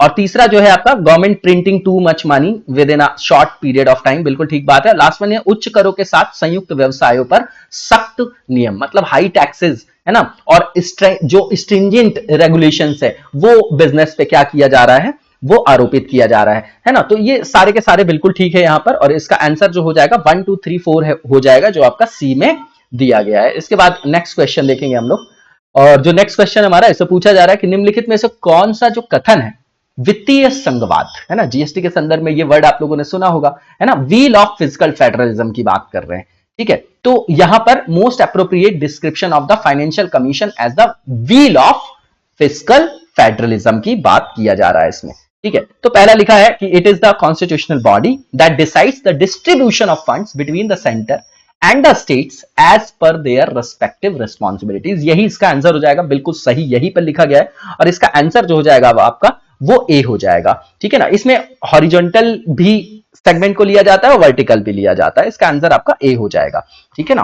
तो ये जो है आपका इसका आंसर ए हो गया। और इसके बाद नेक्स्ट क्वेश्चन जीएसटी के संदर्भ में है, और ऐसे पूछा जा रहा है कि यूटीज की जो आपकी फाइनेंशियल पावर्स है उसके बारे में हमको यहां पर क्या करना है, कथनों पर विचार करना और बताना कौन सा करेक्ट है।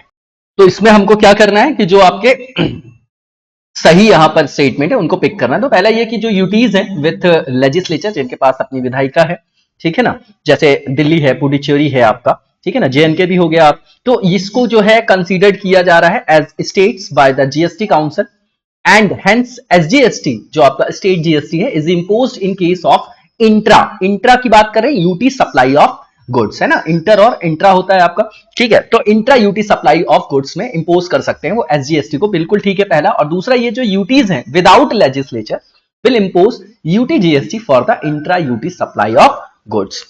देखिए यहां पर जो दोनों स्टेटमेंट है बिल्कुल ठीक है आपके, ठीक है, और बोथ इसका आंसर हो जाएगा, इसका आंसर आपका सी है, बिल्कुल। ये आपका बहुत इंपॉर्टेंट टॉपिक है जीएसटी से रिलेटेड, जो भी आपका अमेंडमेंट हुआ है वो सब देख जाइएगा आप।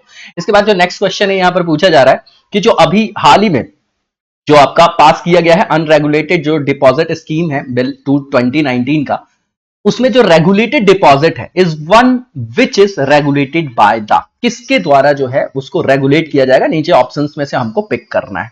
तो पहला लिखा है आरबीआई, दूसरा मिनिस्ट्री ऑफ कॉर्पोरेट अफेयर्स, तीसरा लिखा है सेबी, चौथा स्टेट गवर्नमेंट, और जो पांचवा लिखा गया है यहां पर वो क्या लिखा गया है आपका सेंट्रल गवर्नमेंट। क्या लिखा गया है, सेंट्रल गवर्नमेंट। यहां पर आप देखेंगे कि सेंट्रल गवर्नमेंट बस को हटा दीजिए, बाकी जो आरबीआई है, कॉर्पोरेट अफेयर्स की जो मिनिस्ट्री है, सेबी है और स्टेट गवर्नमेंट है ना, और यूटी भी जो है इसके अंतर्गत आता है। सेंट्रल गवर्नमेंट की बात यहां पर नहीं है ना, जो रेगुलेट करेंगे इसको रेगुलेट करेंगे है ना। तो इसका आंसर आपका केंद्र सरकार को हटा दीजिए, 1 2 3 4 होगा, जो कि आपका बी में दिया गया है। इसके बाद नेक्स्ट क्वेश्चन देखेंगे, इसमें ओपेक के संदर्भ में कौन सा आपका स्टेटमेंट जो है वो सही है वो बताना है हमको। और पहला स्टेटमेंट लिखा है there is no country from Europe and North America as its member, ठीक है ना, करेक्ट हमको जो है इसमें से बताना है, ठीक है। तो ये जो है पहला स्टेटमेंट जो है आपका वो बिल्कुल ठीक है आपका, है ना, क्यों, क्योंकि साफ साफ लिखा है कि यूरोप और नॉर्थ अमेरिका के कोई भी जो देश इसके मेंबर नहीं है, तो बिल्कुल ठीक बात है। ओपेक जो है बगदाद में इसका जो आप देखेंगे फाउंडेशनल स्टोन जो इसको फाउंड किया गया बगदाद में इराक के अंतर्गत, ये आपका साइनिंग एग्रीमेंट था 1960s के दशक में, ठीक है ना, 1960s में 5 कंट्रीज के द्वारा, जो इस्लामिक रिपब्लिक है आपका ईरान, इराक, कुवैत, सऊदी है आपका और वेनेजुएला है। अभी इसके 13 मेंबर्स हैं, ठीक है ना, 5 इसमें से मिडिल ईस्ट के हैं उसके बाद 7 जो है अफ्रीका से है, कंटिनेंट से, और एक जो है आपका साउथ अमेरिका से है, वेनेजुएला ओनली। तो पहला स्टेटमेंट आपका जो है बिल्कुल ठीक है। दूसरा ये कि वैश्विक तेल उत्पादन के 50% से अधिक और दुनिया का जो टोटल प्रूवन ऑयल रिजर्व्स हैं उनके 90% के लिए ये आपके रिस्पॉन्सिबल हैं, जो दूसरा स्टेटमेंट लिखा गया है। तो ये जो है दूसरा स्टेटमेंट आपका गलत है, ठीक है ना, दूसरा स्टेटमेंट आपका गलत है। ये 44% के अराउंड जो है ग्लोबल ऑयल जो है प्रोडक्शन करता है,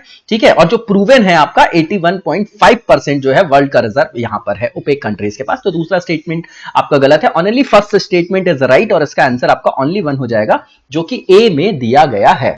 इसके बाद नेक्स्ट क्वेश्चन देखेंगे हम लोग, और नेक्स्ट क्वेश्चन जो हमारा है इससे पूछा जा रहा है भारतीय और जो आपका अमेरिका संविधान की प्रस्तावना है, वो प्रस्तावना है, जिसको प्रस्तावना बोलना थोड़ा गलत होता है, इसको अपन उद्देशिका बोल सकते हैं हिंदी में। ये आपका कॉन्स्टिट्यूशन के अंतर्गत प्रियम्बल की बात कर रहे हैं, उसके बारे में जो यहाँ पर आइडल्स है मेंशन किए गए हैं, जो उसके बारे में स्टेटमेंट है, बताना है कि कौन सा ट्रू है आपका स्टेटमेंट। तो पहला ये कि each preamble begins by stating we the people, which indicates that the origins of all the authority to administer are the citizen of these countries itself। बिल्कुल ठीक है। दूसरा ये कि इसमें जो है संयुक्त राज्य अमेरिका के जो उद्देशिका है उसमें संघ के संगठन के लिए एक घोषणा है, जो प्रस्तावना में भारतीय संविधान में परिभाषित नहीं। बिल्कुल ठीक बात है यहाँ पर, है ना, ठीक है। दूसरा स्टेटमेंट भी आपका ट्रू है। तीसरा ये कि दोनों जो उद्देशिका है उसमें किसी भी विशिष्ट भगवान को नहीं बुलाते हैं, मतलब ये है do not summon any specific god, which implies that citizens have full liberty to observe any religion. बिल्कुल ठीक बात है ना, जो सेक्युलरिज्म वगैरह का एक तरीके से एसेंस यहां से निकल रहा है। तो इसमें तीनों के तीनों जो है वो बिल्कुल ठीक है, और इसका आंसर आपका ऑल ऑफ द अबव हो जाएगा, डी 1 2 3। बिल्कुल ये आपका कॉन्सेप्चुअल पार्ट है ना, बिल्कुल कॉन्सेप्चुअल क्लैरिटी होगी, बहुत सिंपल होते हैं ये सब क्वेश्चन पॉलिटी के, और इसका आंसर आपका डी हो गया। नेक्स्ट क्वेश्चन जो है इसमें जुडिशियल रिव्यू की बात कर रहे हैं, उसके बारे में यहां पर स्टेटमेंट दिए गए, बताना कौन सा करेक्ट है।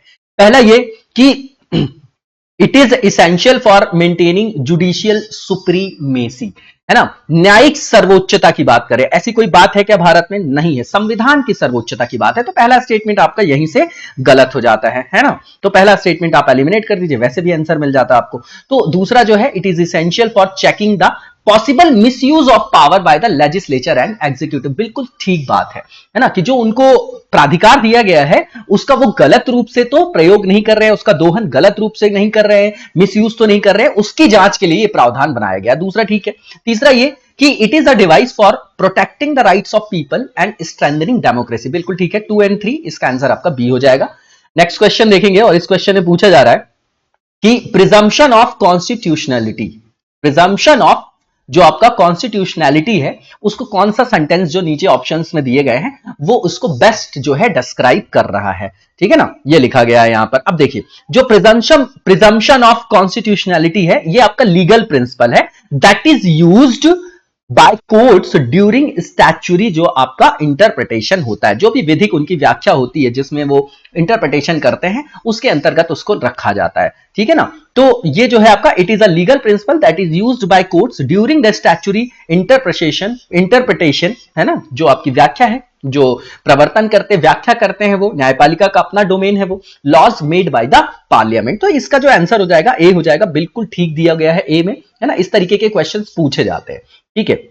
इसके बाद जो नेक्स्ट क्वेश्चन है, भारत के संविधान में निम्नलिखित विशेषताओं में से कौन सा जो है बेसिक स्ट्रक्चर का हिस्सा है? तो पहला ये कि संविधान में जो उद्देशिका में निर्दिष्ट उद्देश्य है ना, तो उद्देशिका नाम ही है उसका, ठीक है। तो जो पहला है आपका वो बिल्कुल ठीक है। दूसरा ये concept of social and economic justice to build a welfare state, है ना, वेलफेयर कल्याणकारी राज्य की अवधारणा, article 39 sub clause B sub clause C के अंतर्गत देखते हैं आप, डीपीएसपी से संदर्भित है वो। तीसरा ये कि the primacy of fundamental rights over the DPSP, तो ऐसा नहीं है, मिनर्वा मिल्स तक आते आते आप देखेंगे कि डीपीएसपी और जो आपके फंडामेंटल राइट्स हैं उनको एक दूसरे का पूरक माना गया है, ठीक है ना, तो उसमें किसी की सुप्रीमेसी वाली बात नहीं है। तो थर्ड जो है आपका वो गलत है। ऊपर के दोनों बेसिक जो आपका स्ट्रक्चर है, केशवानंद भारती बनाम स्टेट ऑफ केरला 1973 से आया है ये आपका कॉन्सेप्ट, तो इसका आंसर आपका 1 और 2 ओनली हो जाएगा जो ए में दिया गया है। इसके बाद नेक्स्ट क्वेश्चन इसमें पूछा जा रहा है कि लोकसभा के अधिकारों और विशेषाधिकारों का संरक्षक कौन माना जाता है? तो स्पीकर ऑफ लोकसभा, बिल्कुल सिंपल क्वेश्चन है आपका ये,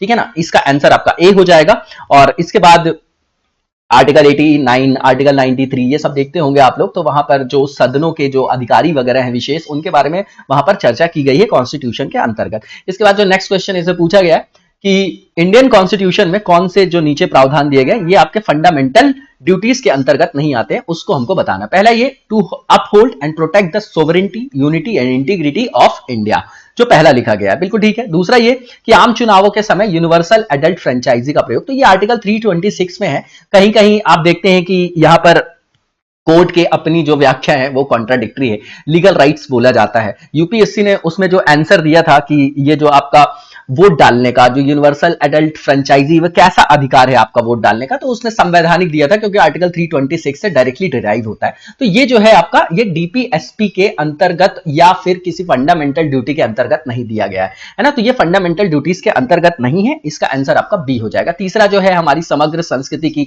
समृद्ध विरासत को बढ़ावा देना, संरक्षित करना, ये ठीक है आपका। Last one scientific temper, humanism और spirit of inquiry and reform, ये भी है आपका।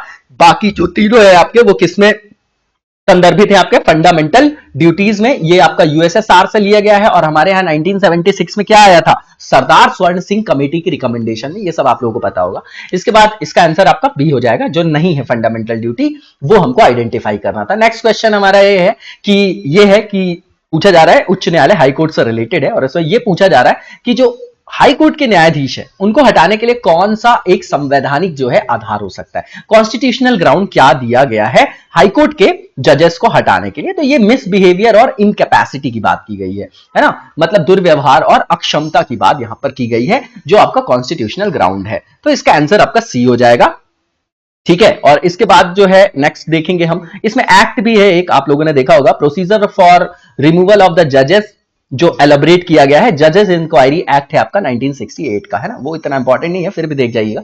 तो नेक्स्ट क्वेश्चन है, यहां पे पूछा जा रहा है कि कौन सा कार्यालय जो है भारत के राष्ट्रपति द्वारा जो है नियुक्त किया जाता है, किसके द्वारा, राष्ट्रपति के द्वारा नियुक्त किया जाता है, जो नीचे दिए गए हैं। चीफ मिनिस्टर ऑफ दिल्ली पहला लिखा गया है इसमें, ठीक है, बिल्कुल किया जाता है। Chief justice of high court, speaker जो होते हैं pro tem of the Lok Sabha, last one chief secretary of a state, तो इसको जो है अपॉइंट नहीं करते हैं ये चीफ सेक्रेटरी, वो भी स्टेट के, क्यों करेंगे वो, है ना, फिर गवर्नर क्या करेंगे। तो ये जो है 1 2 3 हो जाएगा इसका आंसर, जो आपका ए में दिया गया है।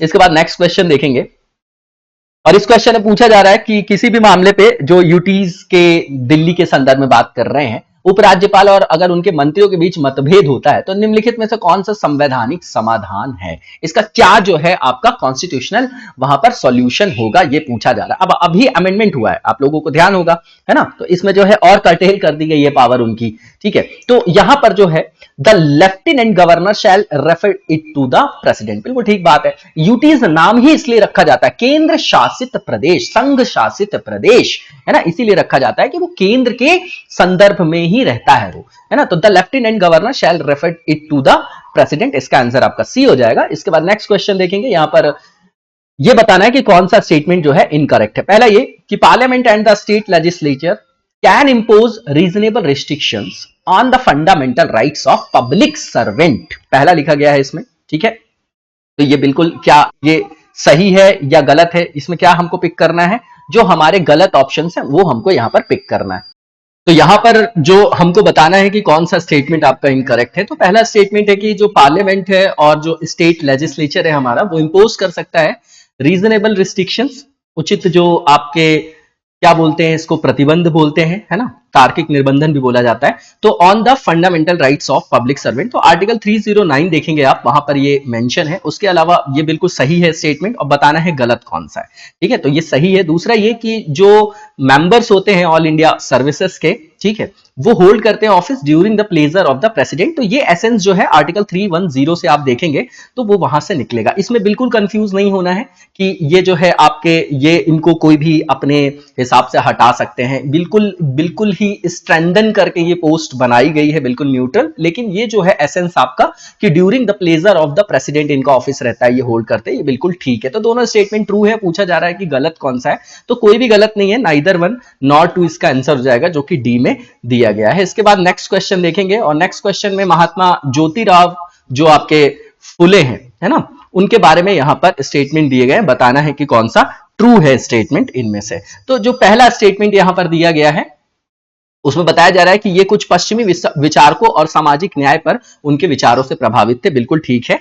और जो दूसरा यहां पर इनका जो बॉर्न हुआ था 1827 में, आप लोगों को पता होगा, है ना। और ये जो थॉमस पेन्स की बुक थी right of man and develop the कीन sense of a social justice, तो उससे ये प्रभावित थे, इसलिए ये स्टेटमेंट सही है। दूसरा ये कि इन्होंने ये तर्क दिया था कि ये आर्य जो है विदेशी थे, जो बाहर से आए और हमारे देश के सच्चे बच्चों को परास्त और वश में किया है ना, मतलब जो डिफीट किया उन्होंने, तो ये स्टेटमेंट भी ट्रू है। तीसरा ये कि ही फॉर्म द सत्य शोधक समाज, वेरी फेमस सोसाइटी है ये आपकी, जो इन्होंने स्थापित किया था, है ना। तो ये जो है आपका 1873 में किया था, 24 सितंबर को इन्होंने, किस लिए, to focus on the rights of depressed class, जो वंचित वर्ग के लोग हैं, and the issue of women empowerment. तो बिल्कुल ठीक है, तीनों जो है स्टेटमेंट बिल्कुल ट्रू है, इसका आंसर आपका ऑल ऑफ द अबव हो जाएगा, ठीक है। इसके बाद जो नेक्स्ट क्वेश्चन है, इसमें बताया जा रहा है कि जो किंग जॉर्ज फिफ्थ थे पंचम और क्वीन मैरी जो है, उनकी यात्रा के सम्मान दिल्ली दरबार किया गया था 1911 में। यहां से कलकत्ता से दिल्ली स्थानांतरित भी किया जाएगा राजधानी को, और वो यहां पर लिखा गया कि वह होम रूल लीग की इलाहाबाद शाखा के अध्यक्ष बने।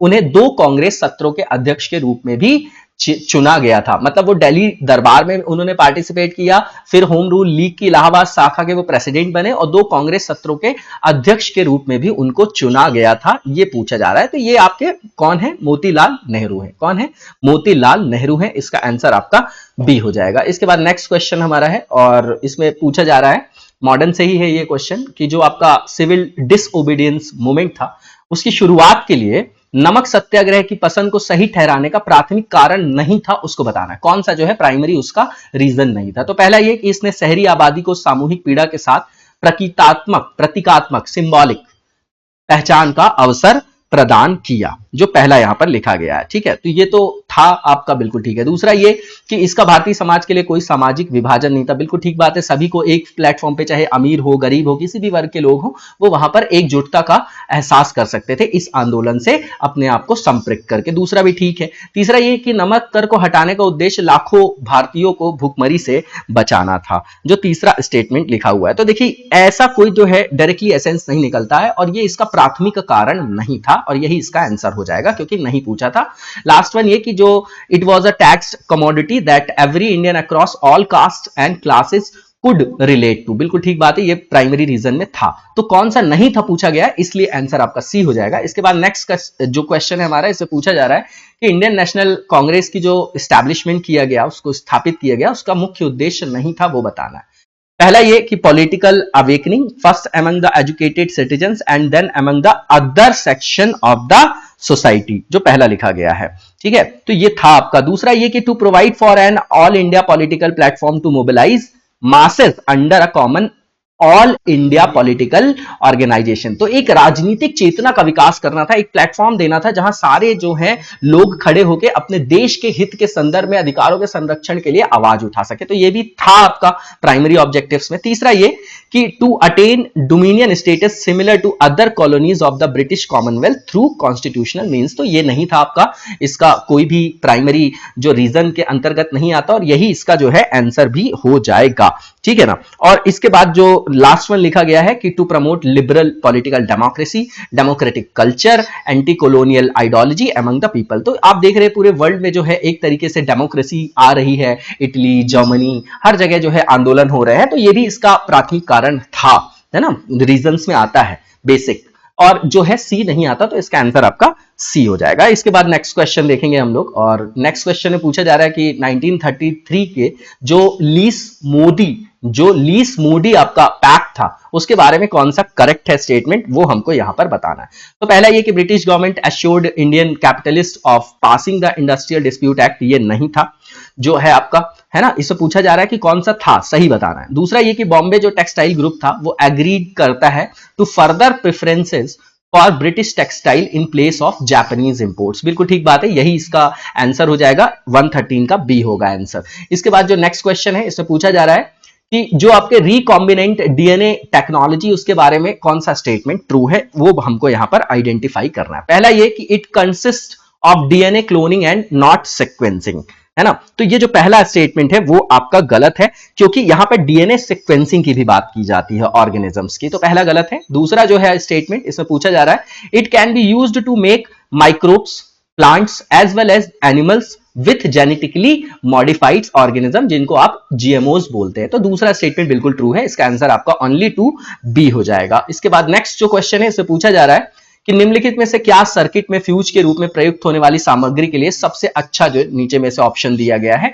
उसमें संयोजन है, ठीक है ना। तो ये जो है सीधा सा है, तो ये जो फ्यूज होता है वो शॉर्ट पीस होता है मेटल का, इंसर्ट किया जाता है सर्किट में, ठीक है ना, which melts when excessive current flows through it and thus breaks the circuit. तो वो ताकि वहां पे मेल्ट हो जाए, है ना, जब वहां पर एक्सेस वहां पर सप्लाई होने लग जाए तो मेल्ट हो जाए और दुर्घटना से बचाव किया जा सके। तो ये low melting point and high conductivity होती है इसमें, तो इसका आंसर आपका बी हो जाएगा। इसके बाद नेक्स्ट क्वेश्चन देखेंगे हम लोग, और नेक्स्ट क्वेश्चन जो हमारा है इसमें पूछा जा रहा है कि कौन सा कथन जो है विकास की सबसे उपयुक्त परिभाषा है ना, विकास की सबसे उपयुक्त परिभाषा है। तो यहां पर डेवलपमेंट की डेफिनेशन है ना, याद रखिएगा, ध्यान दीजिएगा, डेवलपमेंट की बात कर रहे हैं ये। तो ये जो है रेफर करता है to the desire for a better life, मतलब ये बेहतर जीवन की इच्छा को जो है निरूपित करता है। तो इसका आंसर आपका सी हो जाएगा। इसके बाद जो नेक्स्ट क्वेश्चन है हमारा, इसे स्टेटमेंट देके ये पूछा जा रहा है कि कौन सा स्टेटमेंट ट्रू है। तो पहला ये कि India has neither sign the NPT, जो non proliferation of nuclear weapons treaty है, नॉर रेटिफाइड इट, ठीक है ना। तो जो पहला स्टेटमेंट है बिल्कुल ठीक है, ये है ना। इसके पीछे की पूरी जो आपने कहानी भी पढ़ी होगी कि क्यों नहीं किया, क्योंकि जो आपके ये न्यूक्लियर स्टेट्स हैं, जो डेवलप्ड स्टेट्स हैं, जिन्होंने पहले ही गेन कर लिया वो पावर, तो वो चाहते थे कि और स्टेट्स जो है पूरे वर्ल्ड में जो देश हैं वो ना गेन करे, लेकिन इंडिया ने फिर भी टेस्ट किया, है ना, पोखरण वाला भी याद होगा आपको, है? तो 1974 फिर अटल बिहारी वाजपेयी जी के टाइम का, तो उसके कारण जो है हमने इसको साइन नहीं किया। इसके कारण कई सारे बैन्स भी इंडिया को झेलने पड़े। उसके बाद 1 2 3 यूएस की डील होती है इंडिया के साथ, वो सब आप लोगों को पता होगा। तो पहला स्टेटमेंट सही है। दूसरा ये कि इंडिया ने सीटीबीटी पर जो है हस्ताक्षर किया, लेकिन अभी तक इसकी पुष्टि नहीं की है। तो दूसरा जो है इनकरेक्ट है, ठीक है ना, दूसरा भी इनकरेक्ट है। इसमें आप देखेंगे तो इंडिया, नॉर्थ कोरिया, पाकिस्तान ने अभी भी सीटीबीटी पर साइन नहीं किया। तो दूसरा स्टेटमेंट जो है आपका क्या है, गलत है, क्योंकि इसमें लिखा है कि इंडिया ने ये जो है ट्रीटी पे साइन किया है, तो ये गलत है आपका। ओनली जो आपका फर्स्ट स्टेटमेंट है वो ट्रू है, इसका आंसर आपका ए हो जाएगा, ओनली 1। नेक्स्ट क्वेश्चन देखेंगे, इसमें जो है Which of the following represent the decreasing order, किसका, relative mass of the subatomic particles, subatomic particles की बात कर रहे हैं। तो देखिए इसमें जो है आपका न्यूट्रॉन, प्रोटॉन, देन इलेक्ट्रॉन आएगा। क्या आएगा, न्यूट्रॉन, प्रोटॉन, देन इलेक्ट्रॉन आएगा। तो करेक्ट आंसर इसमें जो है सी में दिया गया है, ठीक है। इसके बाद नेक्स्ट क्वेश्चन देखेंगे हम लोग, मासेस वगैरह आप लोग देख लीजिएगा, वो जो है आपका यहाँ पर सारे जो है आपको एक ऐसी ही चीज जो है सीक्वेंस में याद करने की जरूरत होती है, उसमें ये नहीं कि आप रटने लग जाइए, वैसे भी सबको पता होता है 1.6749 जो है इंटू जो 10⁻27 है केजी में आप देखेंगे न्यूट्रॉन में। प्रोटॉन में देखेंगे तो लगभग जो है सेम होता है, लेकिन उससे जो है वो कम है। और उसके बाद इलेक्ट्रॉन की बात करेंगे, है ना, डिक्रीजिंग ऑर्डर में बात कर रहे हैं, तो neutron, then proton, then electron आएगा, सही ऑर्डर इसका। इसके बाद जो नेक्स्ट क्वेश्चन है इससे पूछा जा रहा है कि हाइब्रिड जो भी व्हीकल्स हैं उनके बारे में कौन सा स्टेटमेंट जो है वो यहां पर सही नहीं है, नॉट करेक्ट पूछ रहे हैं। तो जो पहला स्टेटमेंट दिया है कि ये बेस्ड होता है आपका बेसिक प्रिंसिपल जो होता है इसमें डिफरेंट मोटर्स का, इंजन्स का यूज किया जाता है, जो आपके ज्यादा एफिशिएंट होते हैं, वो ज्यादा एफिशिएंट होते हैं किसके लिए, डिफरेंट स्पीड्स में काम करने के लिए। तो इलेक्ट्रिक जो मोटर्स की बात कर रहे हैं यहाँ पर, तो पहला बिल्कुल ठीक है आपका हाइब्रिड वाहनों की। और दूसरा जो है कि they can not travel a longer distance than electric vehicles, तो ये गलत है आपका दूसरा वाला स्टेटमेंट। तीसरा जो है it has 2 electric Motors that operate simultaneously, जो तीसरा स्टेटमेंट यहां पर दिया गया है, तो ये जो तीसरा स्टेटमेंट है वो भी आपका गलत है, ठीक है। तो तीसरा स्टेटमेंट और दूसरा गलत है, only first statement is right. इसका आंसर आपका सी हो जाएगा, 2 और 3, क्योंकि गलत पूछा था। इसके बाद नेक्स्ट क्वेश्चन देखेंगे, और ये जो क्वेश्चन है आपका एलिलोपैथी से रिलेटेड है, बहुत इंपॉर्टेंट है ये आपका, ठीक है। और जो पहला इसमें स्टेटमेंट दिया गया है और पूछा जा रहा है स्टेटमेंट देखिए कि कौन सा सही है। तो पहला ये है कि ये बायोकेमिकल फिनोमिना है ना, जो आपका by which an organism adversely influences other organisms, ठीक है। तो जो पहला स्टेटमेंट है आपका वो क्या है आपका, ये आपका जो पहला स्टेटमेंट है ये गलत है, ठीक है ना। और इससे पूछा जा रहा है कि सही कौन सा है, तो पहला स्टेटमेंट गलत हो गया, क्योंकि आप देखेंगे कि जो एलोपैथी है आपका वो होता क्या है। देखिए इस चीज को समझने की जरूरत, वो आपका गलत हो जाएगा क्योंकि यहां पर एनिमल्स वर्ड यूज किया गया है, ठीक है ना। ये कैरेक्टरिस्टिक है जैसे certain plants, algae, bacteria, coral, fungi, है ना, एनिमल्स से रिलेटेड नहीं है, इसलिए दूसरा स्टेटमेंट आपका गलत है।